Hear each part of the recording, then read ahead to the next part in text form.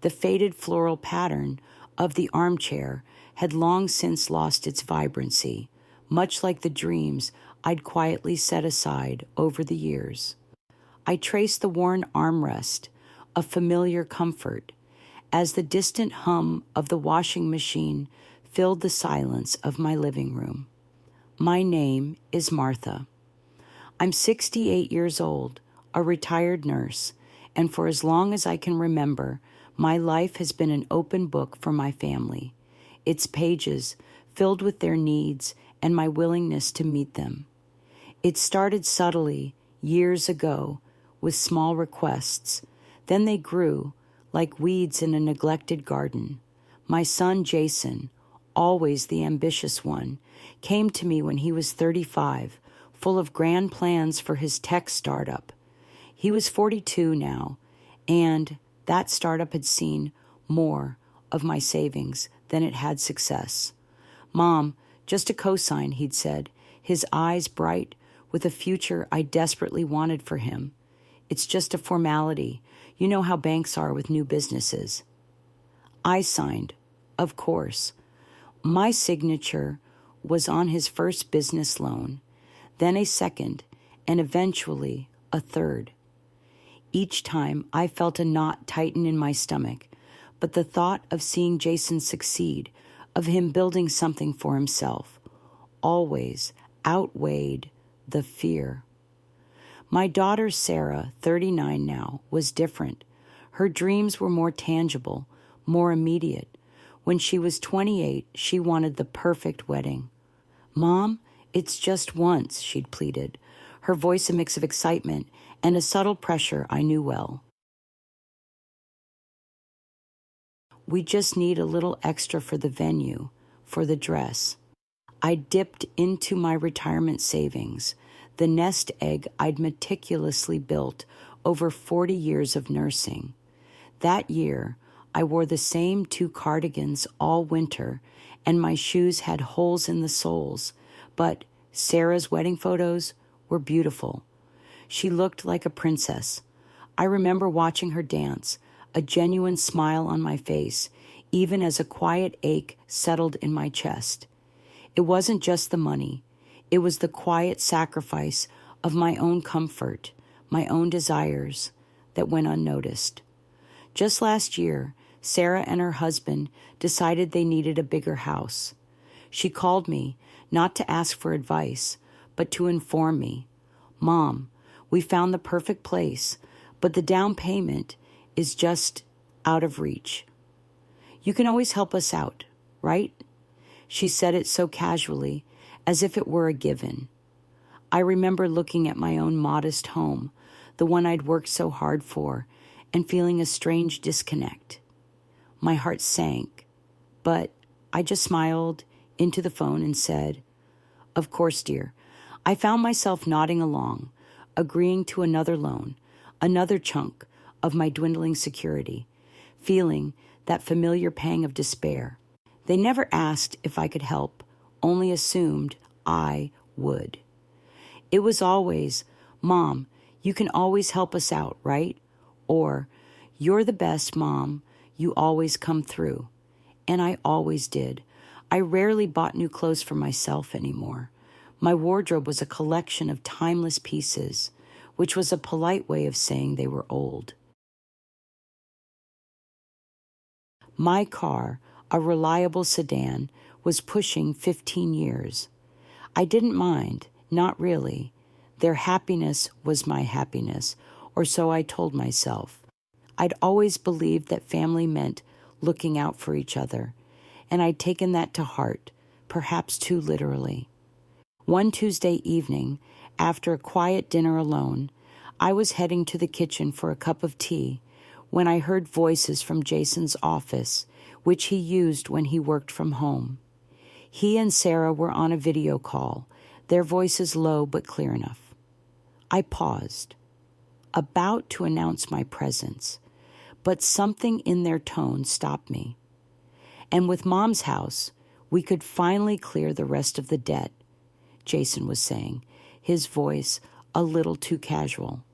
"Are you sure she'll go for it?" Sarah asked. a hint of hesitation in her voice. She's pretty attached to that place.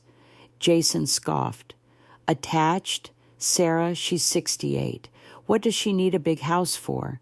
She's barely using half of it. It's just sitting there collecting dust.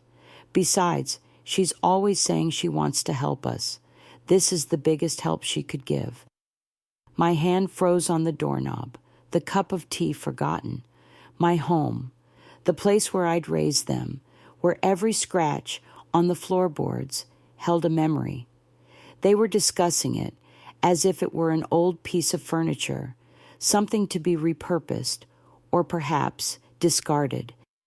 A cold dread settled over me, a feeling I couldn't quite name, but it was sharp and undeniable.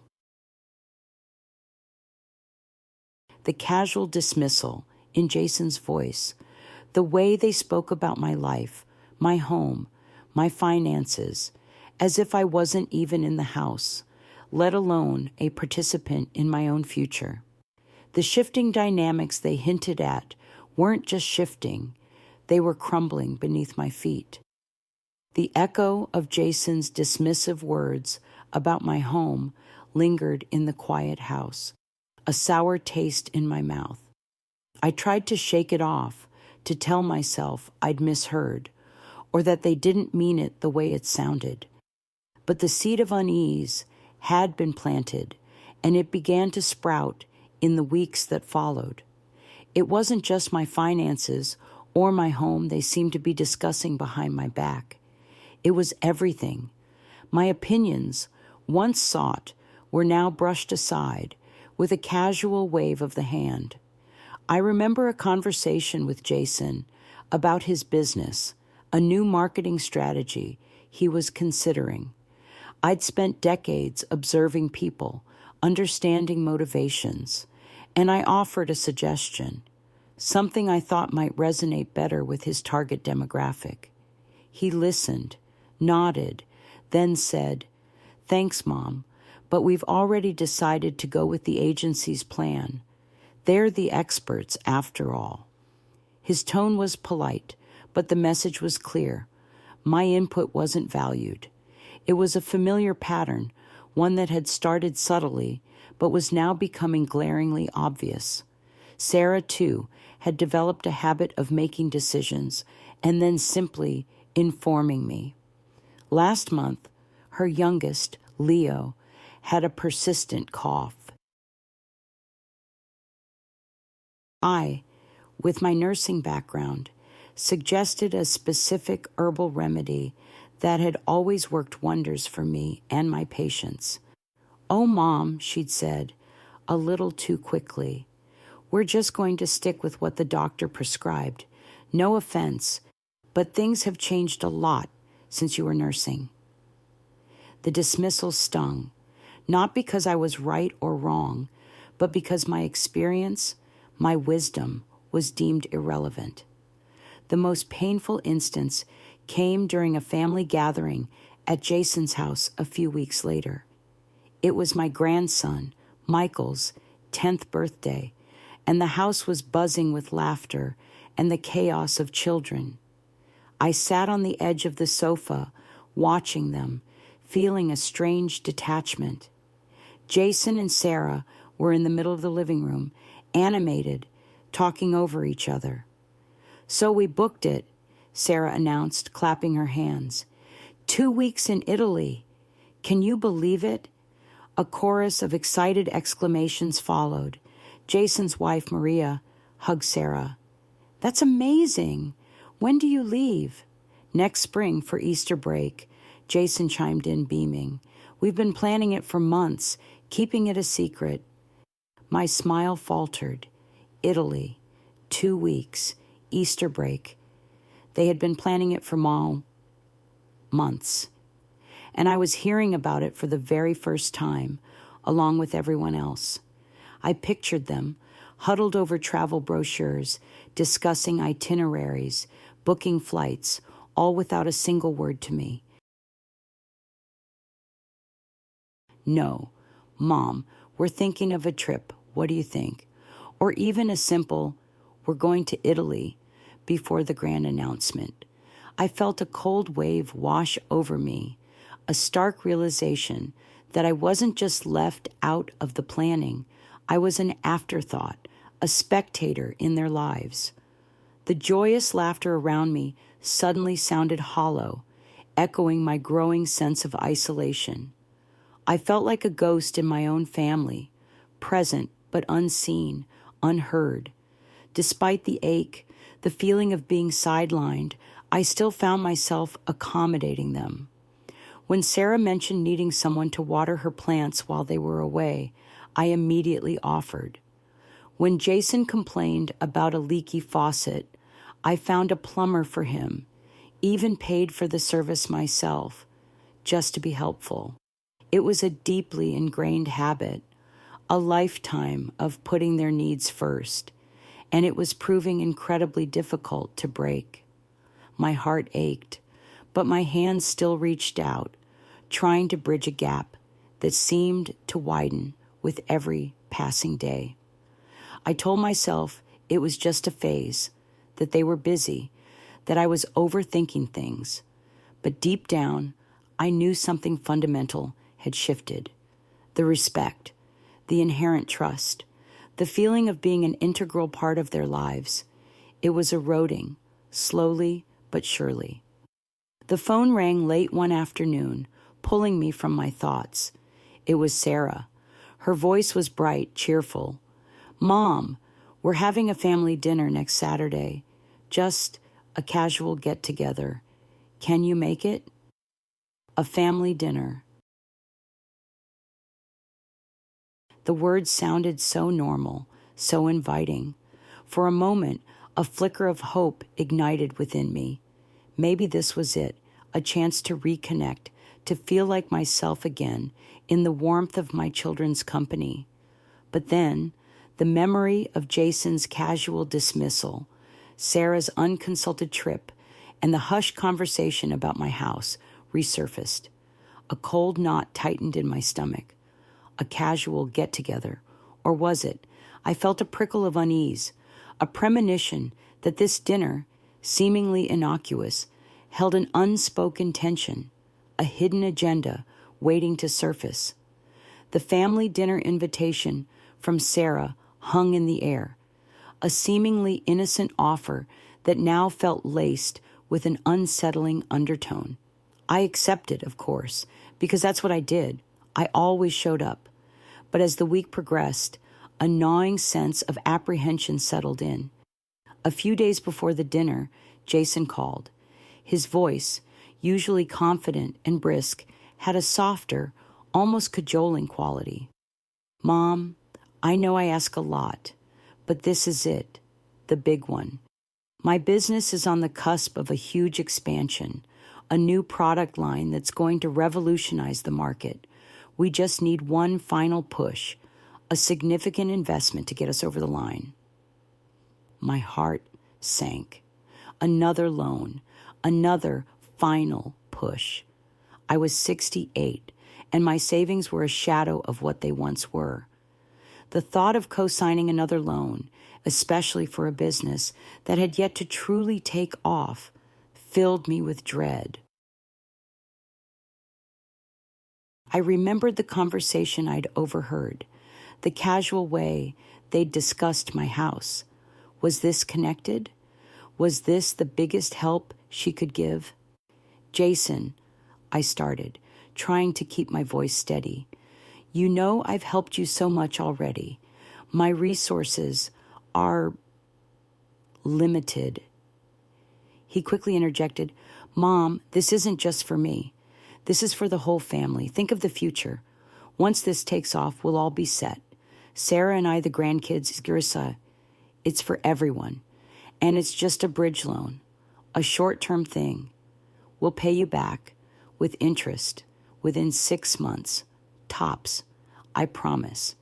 He laid it on thick, painting a picture of a prosperous future, a family legacy built on my sacrifice. The mention of the grandkids, my beloved Michael and Leo, was a particularly effective tactic. He knew my weaknesses. I hesitated, the familiar conflict tearing at me. My rational mind screamed no, but the lifetime habit of putting my children first, of wanting to see them succeed, was a powerful current. I pictured their faces, their hopeful eyes. I wanted to believe him, to believe in their dreams. "How much are we talking about, Jason?" I asked, my voice barely a whisper. He named a figure that made my stomach clench. It was substantial, more than I was comfortable with, even as a bridge loan. But he pressed on, detailing the business plan, the market potential, the supposed guarantees. He made it sound like a sure thing, a golden opportunity. And against my better judgment, against the quiet warnings of my own intuition, I reluctantly agreed. "All right, Jason, one last time, but this is it. You're the best, Mom. I knew I could count on you." His voice was genuinely relieved, almost triumphant. The call ended, leaving me with a hollow feeling, a sense of having given away a piece of myself I couldn't afford to lose. In the days leading up to the family dinner, I noticed more hushed conversations. Jason and Sarah would often step away from me, their heads close together, whispering. If I walked into a room, they'd suddenly fall silent or change the subject abruptly. It was subtle, but it was there, a constant undercurrent of secrecy. I saw them on their phones, tapping away, sometimes exchanging knowing glances. They were making arrangements, that much was clear. But what arrangements, and why was I always excluded? One afternoon, I arrived at Sarah's house a little early for the dinner. The front door was ajar, and I heard voices from the living room. Thinking it was just Sarah and her husband, I walked in, calling out, "Hello? Sarah, it's me." I stepped into the living room and stopped dead.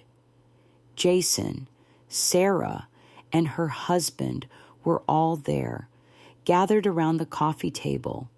Spread out before them were documents, papers with legal-looking headings, and what looked like blueprints or floor plans. My heart gave a jolt.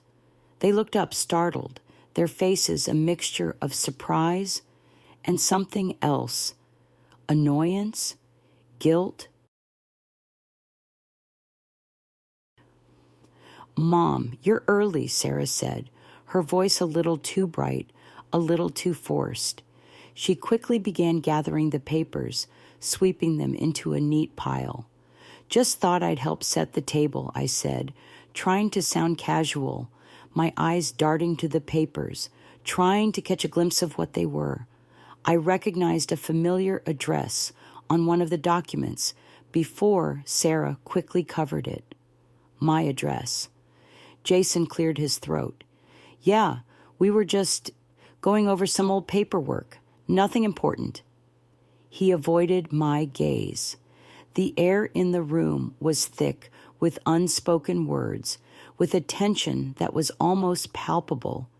They were clearly having a meeting, a discussion about something significant, something they didn't want me to know about. And it involved my home. The realization hit me with the force of a physical blow. I wasn't just uninvited to the discussion. I was the subject of it. My finances, my house, my future, all being decided without me. I forced a smile, though my lips felt stiff. "Oh, all right then. Let me help you in the kitchen, Sarah." I turned away. The image of my address on that document burned into my mind. The unease that had been growing within me now solidified into a cold, hard lump of dread. I was being set up. I just didn't know for what or how devastating it would be. The family dinner that evening was a blur of forced smiles and strained conversation. I tried to act normal, to laugh at Jason's jokes and praise Sarah's cooking, but the image of my address on those documents, the hushed voices, the quick cover-up. It all swirled in my mind, making it hard to swallow. I felt like I was sitting at my own wake, listening to people discuss my legacy while I was still very much alive. A few days later, the unease gnawed at me. I couldn't shake the feeling that something significant was happening, something that directly involved me, but was being kept secret. I found myself replaying every conversation, every glance, every hurried whisper. I thought about the new loan for Jason's business. The final push he'd promised would benefit the whole family. Was this all part of a larger scheme? I decided to try and reach Sarah. I needed to talk to her, to understand what was going on. I picked up my phone, my fingers fumbling a little with the touchscreen. I rarely used it for anything beyond calls and the occasional text, and navigating the apps was still a bit of a challenge. I scrolled through my contacts, looking for Sarah's name. As I scrolled, my thumb accidentally brushed against an icon I didn't recognize. A green speech bubble with a phone symbol, WhatsApp. I knew Jason and Sarah used it, but I'd never bothered to set it up for myself. The app opened, and to my surprise, it was already logged in. It must have been from when Sarah or Jason had helped me set up my phone months ago and forgotten to log out. My eyes scanned the screen, and there it was, right at the top of the chat list, a group chat. The name hit me like a physical blow. Real family. My breath hitched. Real family. The words twisted in my gut. What did that make me then? Not real. An outsider. My heart began to pound, a frantic drumbeat against my ribs. I tapped on the chat, my fingers trembling. The messages scrolled down, a casual stream of conversations, plans and jokes. And then I saw it, a message from Jason. So, we're all agreed then? Mom's house is the fastest way to clear the debt and free up capital for the new venture. My vision blurred. Mom's house. They were discussing selling my home, the home I'd lived in for over 40 years, the place where I'd raised them, where every wall held a memory. They were talking about it as if it were a commodity, an asset to be liquidated for their benefit. I scrolled further, my eyes darting from one message to the next, each one a fresh stab to the heart. Sarah, are you sure she won't put up a fight? She's so sentimental about it. Jason, she's 68, Sarah. She's not going to fight us. She's always done what's best for us. Besides, she needs to downsize. Anyway, it's too much for her to manage. Sarah, true, and it would help us out so much with the new house. We could finally get rid of that second mortgage. Jason, exactly. It's a win-win. We get the capital, and she gets a smaller place, less upkeep. We'll tell her it's for her own good. She'll understand. She always does. My hands were shaking so violently, I nearly dropped the phone. They viewed me as a burden. My home, my sanctuary, was just a means to an end. They weren't just excluding me. They were actively making decisions about my life, my future, without a shred of consultation or respect. The casual entitlement, the sheer audacity of it, was breathtaking. Then I saw a message from Jason that made my blood run cold. He had attached a screenshot. It was a picture of my living room, taken from the doorway, showing my worn armchair, my old photographs on the mantelpiece, and beneath it, his caption, "Look at this place. It's practically falling apart. We'd be doing her a favor. She's too old to keep up with it. Plus, think of the equity we can pull out of it. $150,000 easily. He was mocking me, mocking my home, the place I cherished, the place I'd poured my life into. He saw it as a dilapidated burden, a source of untapped wealth. The cruelty of it, the cold calculation, was a physical blow. I felt a wave of nausea wash over me, followed by a searing humiliation. They saw me as a problem to be solved, a financial obstacle to be overcome. I was not a mother, not a person with feelings or desires, but a resource to be exploited. Tears welled in my eyes, hot and stinging, but they didn't fall. Instead, a different sensation began to stir within me, a cold, hard resolve. The pain was immense, a gaping wound in my chest, but through it, a flicker of something else ignited. Anger, not the helpless, despairing kind, but a fierce, protective rage. I looked at the phone, at the real family chat, at the picture of my living room, and a quiet voice, one I hadn't heard in years, spoke inside me. It was the voice of the young nurse who had stood up for her patients, the woman who had always fought for what was right. No more, I whispered, my voice hoarse but firm.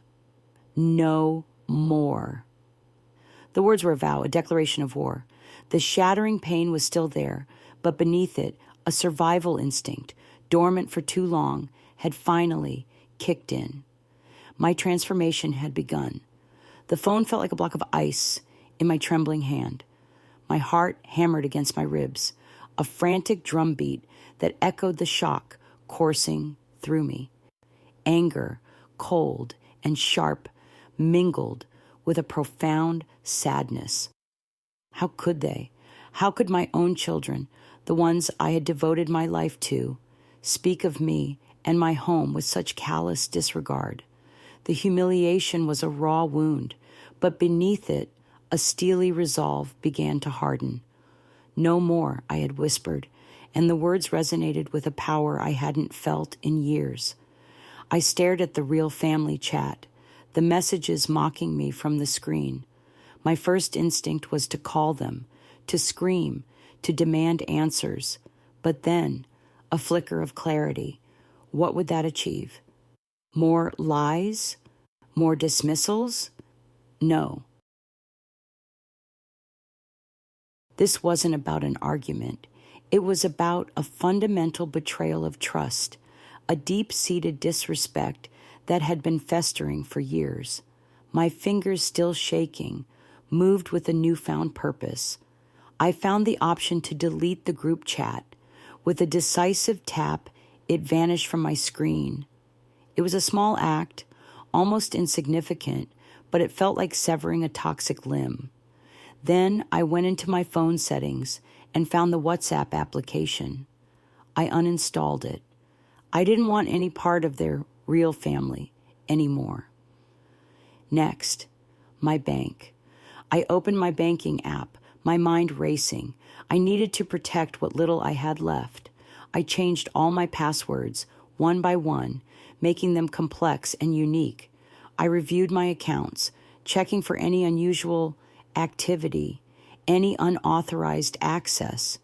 There was none, thankfully, but the thought that they might try, that they might feel entitled to my money, was a chilling realization.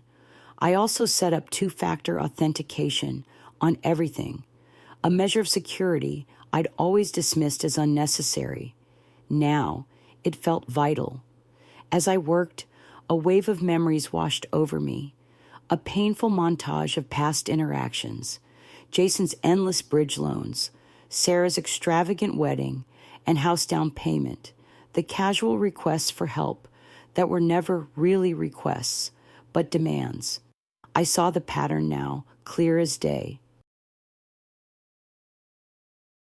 The way they'd always minimized my contributions, the way they'd spoken about my generosity as if it were an endless wellspring, rather than the result of my own hard work and careful saving. I remembered the time Jason had borrowed a significant sum for a supposed investment opportunity, promising to pay it back within months. That was 3 years ago, and I hadn't seen a dime of it. I'd always brushed it off, told myself he was busy, that he'd get around to it. Now I saw it for what it was: exploitation. And Sarah, always so sweet and charming, had a way of making me feel guilty if I ever hesitated to help. "But Mom, it's for the grandkids," she'd say, and my resolve would crumble. I had been manipulated, gently but consistently, for years. The realization was empowering in its clarity, even as it brought a fresh wave of pain. I had been so blind, so trusting. The house felt too quiet, too heavy with the weight of my revelations. I needed to get out, to breathe. I slipped on my walking shoes and stepped outside, the cool evening air a welcome balm on my flushed face. I walked aimlessly at first, then found myself gravitating towards Emily's house. Emily Johnson, my best friend for over 50 years, lived just 3 blocks away. She was 70, 2 years my senior, and had always been a rock, a voice of reason. I hadn't told her the full extent of my children's financial demands, always downplaying them, too ashamed to admit how much I was giving away. But now I needed her. I needed someone. I knocked on her door, my knuckles rapping softly. Emily opened it, her kind eyes widening slightly at the sight of me. "Martha, what on earth? You look like you've seen a ghost." I stepped inside, the familiar scent of her brewing chamomile tea, a small comfort. "Worse, Emily, much worse," my voice cracked. She led me to her kitchen table, pouring me a cup of tea without a word. She just sat there, patiently, her hand resting gently on mine. And then the dam broke. The words tumbled out, a torrent of anger, hurt, and humiliation. I told her everything: the overheard conversation about my house, the family dinner, the hidden documents, and finally, the real family. WhatsApp group. I described the messages, the casual cruelty, Jason's mocking screenshot. Emily listened, her expression shifting from concern to disbelief, then to a quiet fury. When I finished, the silence in the kitchen was thick. "Martha," she said, her voice low and steady. "I knew they were taking advantage, but this is beyond the pale. They're treating you like an ATM, and now they want to sell your home out from under you. That's not family, Martha. That's a hostile takeover." Her words, blunt and honest, were exactly what I needed. She didn't sugarcoat it, didn't try to make excuses for them. "You've given them your whole life, Martha. It's time you started living for yourself. You have rights, you have options." She leaned forward, her eyes firm.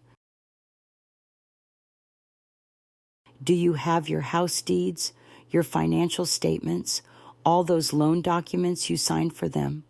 I nodded, my mind already racing. "They're in my old filing cabinet in the study." "Good," Emily said, a determined glint in her eye, "because the first thing you're going to do tomorrow morning is call a lawyer, a good one, and you're going to find out exactly where you stand. You are not alone in this, Martha. Not anymore." Her words were a lifeline, pulling me from the depths of despair. The shock was still there, the anger a simmering fire, but a new feeling was taking root, a burgeoning sense of empowerment. Emily's unwavering support, her practical advice, reinforced the resolve that had sparked within me. I was not alone, and I was certainly not going to be a victim. Emily's words had been a powerful tonic. I left her house that evening, not with the crushing weight of despair, but with a simmering determination. The anger was still there, a hot ember in my chest, but it was now fueled by a sense of purpose. I wasn't just hurt, I was ready to fight. The next morning, I woke with a clear head, a rare feeling after weeks of emotional turmoil. Emily had given me the name of a lawyer, a family friend who specialized in elder law and property disputes. I called her office first thing, my voice steady despite the tremor in my hand. They scheduled an appointment for me for the following week. Before the appointment, I knew I needed to gather everything. My study, a room I hadn't properly organized in years, was filled with boxes of old papers, tax documents, and forgotten mementos. I pulled out the dusty filing cabinet, its drawers groaning in protest. This was where I kept everything important, or at least what I thought was important. I started sifting through the files, a methodical process that brought back a flood of memories, old utility bills, expired insurance policies, photographs of the children when they were small, and then, tucked away in a folder labeled House Deeds, I found it. The original title, Deeds to My Home. I pulled them out, the paper crisp and official. My name, Martha Evans, was clearly printed as the sole owner. It was mine, my sanctuary. I continued to search, pulling out bank statements, old loan agreements, and receipts. I found the records of the co-signed loans for Jason's business ventures, each document a stark reminder of my financial sacrifices. There were the transfers to Sarah for her wedding, the down payment for her house. I even found a detailed ledger I'd kept years ago, meticulously tracking every significant sum I'd given them, every loan that had never been repaid. It was all there, a mountain of evidence of my unwavering support and their casual exploitation. As I compiled the documents, a different kind of emotion began to surface. Not just anger, but a quiet sense of pride. I had worked hard for this, for every penny, for this home. And I had given so much, not out of weakness, but out of love. But that love had been taken for granted, twisted into a tool for their own gain. The contrast between my selfless intentions and their calculating betrayal was stark. The day of my legal appointment arrived. I dressed carefully, choosing an outfit that made me feel composed, professional. Emily insisted on driving me, her presence a comforting anchor.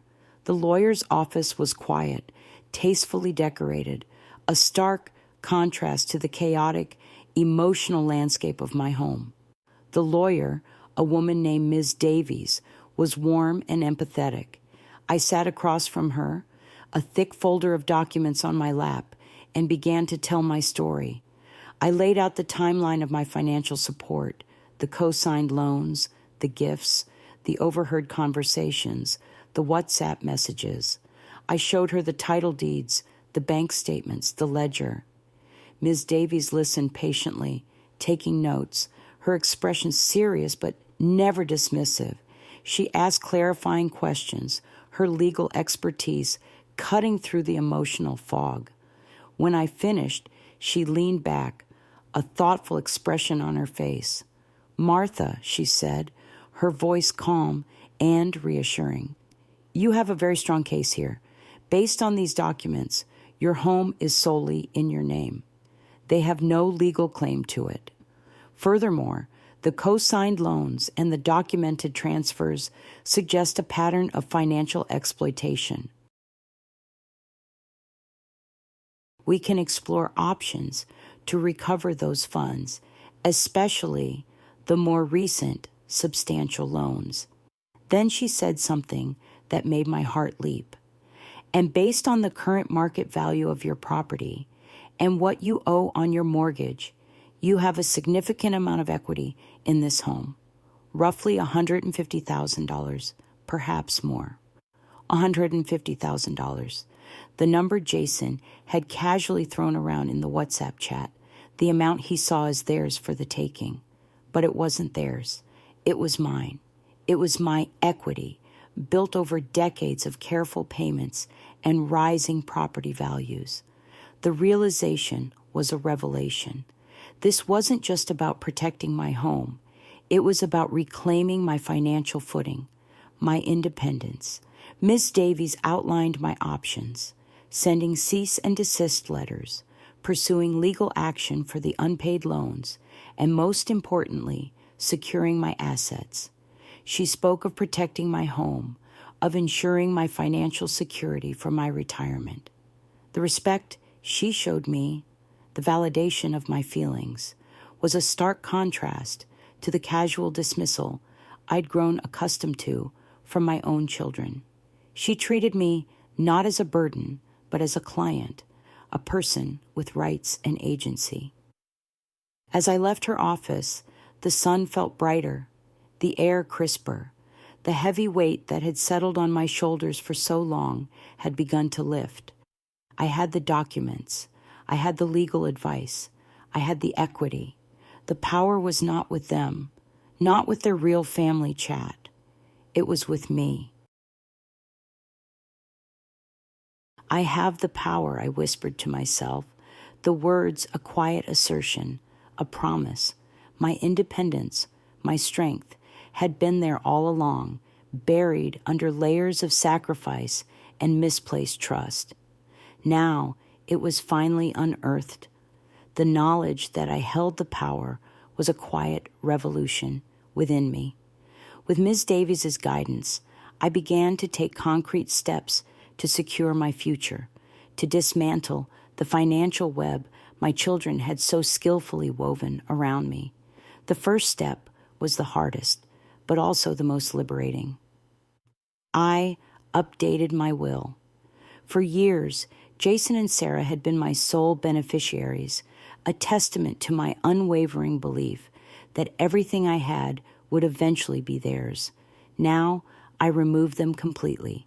It wasn't an act of malice, but of self-preservation.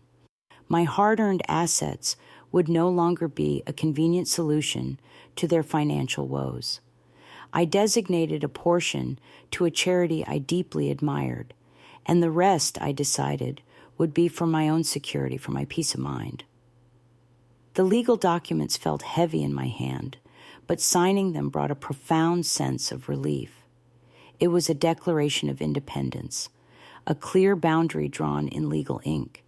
The shift in power dynamics didn't take long to manifest. Jason was the first to realize something was amiss. He called, his voice laced with a forced cheerfulness. "Hey, Mom, just checking in. Any news on that bridge loan we talked about?" My business expansion is really picking up steam, and we're ready to finalize everything. I took a deep breath. "Jason," I said, my voice calm, "I've reconsidered the loan. I won't be able to provide it." Silence on the other end, then a sharp intake of breath. "What?" "Mom, what are you talking about? We shook on it. You promised." His voice was rising, losing its earlier pleasantness. "I'm sorry, Jason, but my financial situation has changed. I simply can't afford it." It wasn't entirely a lie.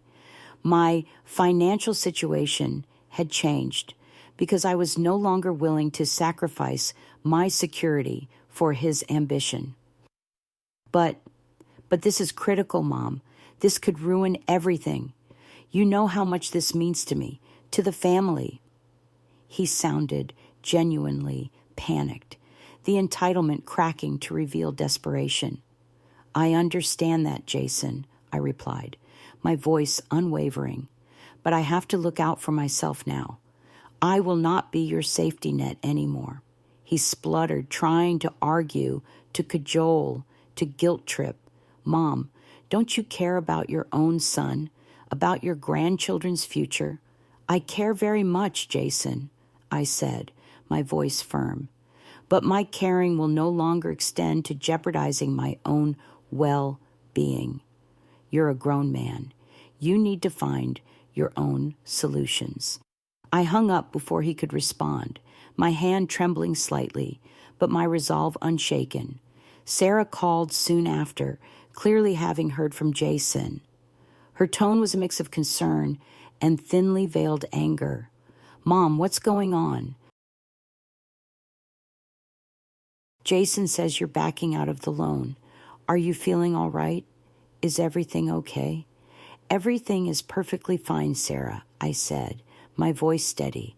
"I've simply decided to manage my finances differently. I'm no longer able to provide large sums of money or cosign loans." "But Mom, we were counting on that. We just took out a second mortgage on our new house, assuming Jason's business would take off with your help." "And what about the house? Are you still planning to downsize? We were hoping to help you with that, maybe even buy it from you." Her questions came in a rush, revealing their true motivations. The casual entitlement was gone, replaced by a frantic scramble. "My home is not for sale, Sarah," I stated, my voice firm. "And I have no plans to downsize. This is my home, and it will remain so." But what about us?" she cried, her voice rising. "What about all the help you've given us before? You can't just stop now. We need you, Mom." "You're right, Sarah," I said, a bitter taste in my mouth. "I have helped you. For years. I've sacrificed my own comfort, my own security, for your dreams. And what did I get in return? Exclusion, disrespect, and plans to sell my home behind my back." There was a stunned silence on the other end. I knew my words had hit home. "I will not be your safety net anymore," I repeated, the words a mantra of my newfound strength. "My resources are my own, and I will use them for my own well-being, not to bail you out of your choices." She tried to apologize, to backtrack, to plead for forgiveness, but the words felt hollow, born of desperation, not genuine remorse. I listened for a moment, then calmly ended the call. The confrontations were difficult, painful even, but each one, though it tore at my heart, solidified my resolve. I was no longer the Martha who would quietly sacrifice, who would smile and nod while her heart sank. I was Martha, a woman reclaiming her life, her dignity, and her financial autonomy. The shift in power dynamics was palpable. Their pleas for forgiveness, their sudden panic, revealed their true dependency. They had taken my sacrifices for granted, and now they were facing the consequences. I stood my ground, a beacon of self-respect, no longer a shadow in my own life. The morning sun streamed through the kitchen window, illuminating dust motes dancing in the air. I watched them, a quiet ballet, as I sipped my tea.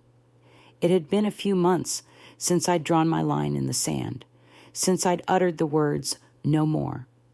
The initial shock and anger had settled into a profound sense of peace, a tranquility I hadn't realized I'd been missing for years.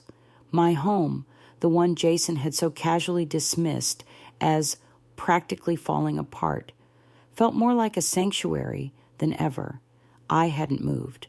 The thought of downsizing, of leaving the place where so many memories resided, now felt like a surrender. This was my home, and I was staying. With a portion of the equity I discovered, I'd made a few small but significant changes. I had the leaky faucet fixed, not by Jason's plumber, but by my own. I had the worn armchair reupholstered in a vibrant blue, a color I'd always loved but never indulged in. I even hired a gardener to help me revitalize the overgrown flower beds, a passion I'd neglected for too long. These weren't grand gestures, but they were my choices, my investments in my comfort. My days now unfolded with a gentle rhythm, dictated by my desires, not by the demands of others.